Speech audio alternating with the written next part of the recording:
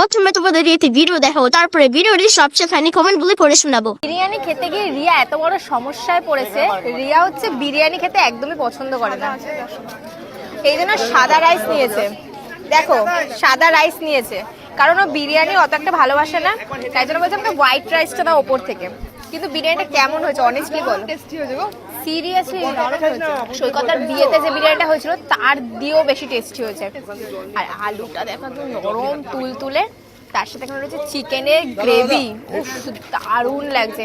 কেমন লাগছে বিভাসদা?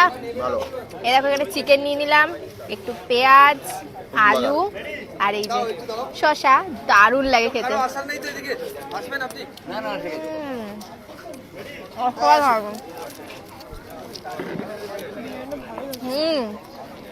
আমার জানো তো বিরিয়ানির সাথে চিকেন চাপে দিয়ে চিকেন কষাটা বেশি ভালো লাগে।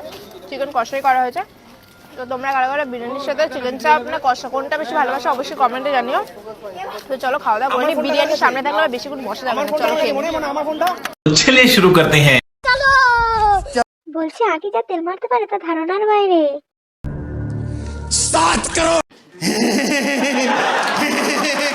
আরে মামানি মুখের ভিতরে তো থালাটা ঢুকিয়ে নিতে পারো। বলছি ড্রেস পরেছো কি বারবার হাত দিয়ে চেপে রাখতে নাকি? মুরব্বি